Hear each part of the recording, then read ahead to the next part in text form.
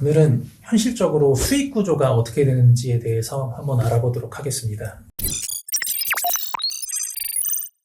개별 기사님과 운수사 소속 지휘기사님의 차이가 어떤 부분이 좀 업무나 뭐 이런 수익에 대한 차이가 좀 있을까요? 간단하게 말씀드리면은 개별 화물 기사님들 같은 경우에는 콜이나 어플 잡고 움직이고 또 이제 혼자서 일을 하시는 분들이기 때문에 네. 자유도가 높겠죠. 아무래도 성수기나 비수기에는 좀 그 갭 차이가 있긴 하겠지만 본인이 일하고 싶을 때 일을 할 수 있고 쉬고 싶을 때 쉴 수 있고 대신에 안정적인 수입은 좀 힘들다. 라는 부분이 있고, 운수사 소속 기사님 같은 경우에는 자유로움은 좀 없고 대신에 안정적인 수입은 있게 되는데 회사에서 정해진 노선은 무조건 소화를 해야 되는 부분, 이런 부분들이 좀 차이가 있습니다. 개별 화물기사님 같은 경우에 장점이라고 하면은 자유도가 좀 높은 편이고, 지휘기사님이나 운수사 소속 기사님들 같은 경우는 안정적인 물동량으로 해서 꾸준한 물량을 받아볼 수 있다는 장점이 있는 거고, 수입의 안정성이 또 굳이 단점을 따져보자면 개별 화물기사님들은 그 비수기가 있기 때문에 어떤 계획을 세워서 이렇게 운영을 하기에는 조금 한계가 있을 수 있고, 네. 대신에 이 운수사 소속 지휘기사님들 같은 경우는 자유도가 개별 기사님들보다는 조금 떨어질 수가 있다. 이 정도로 생각을 하면 되겠군요.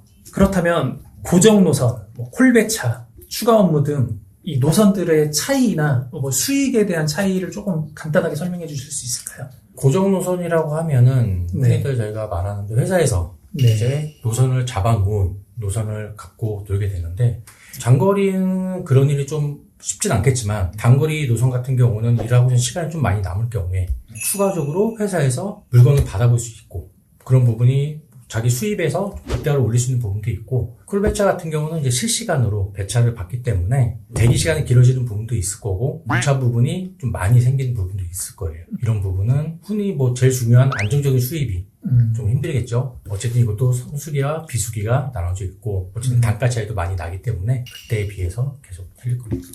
알겠습니다.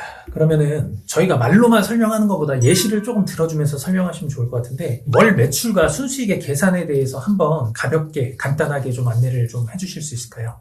장거리와 단거리가 있겠지만 네. 총 매출이 높다고 해서 무조건 자기 순수익이 많이 높은 건 아닙니다. 그 이유는 장거리를 뛰었을 때는 단가 자체가 높아서 매출은 높겠지만 이제 유류비나 톨비나 이런 쪽에서 비용들이 많이 발생하는 부분이 있고, 단거리에서는 단가는 좀 낮겠지만 유류비나 톨비 쪽에서는 많이 감소하는 부분이 있습니다. 그래서 이 부분은 성향에 맞는, 운전을 좋아하시는 분은 장거리로 운전하시는 게 맞고, 단거리 쪽을 좋아하시는 분은 단거리로 운전하시는 게 맞고, 성향에 맞게끔 움직이시면 될 것 같습니다. 그렇죠. 이제 아무래도 오래 이쪽 일을 하신 분들은 본인의 성향을 알고 있기 때문에 그쪽에 맞는 노선을 타시면 되는데, 이제 처음 이 일을 하시는 분들은 이 노선, 저 노선 타 보시고 본인의 성향을 파악하는 것도 중요하겠네요. 그렇죠. 매출이 수익의 전부가 아닙니다. 매출에서 빠지는 금액을 봐야지 되는데요. 가장 중요한 거는 톨비와 유류비라고 보시면 될 것 같아요. 그 부분을 잘 확인하시고 참고해 주시면 될 것 같습니다. 추가로 더 궁금한 내용이 있으시거나 문의사항이 있으시면 아래 번호로 연락주세요. 자세한 상담 도와드리겠습니다. 감사합니다.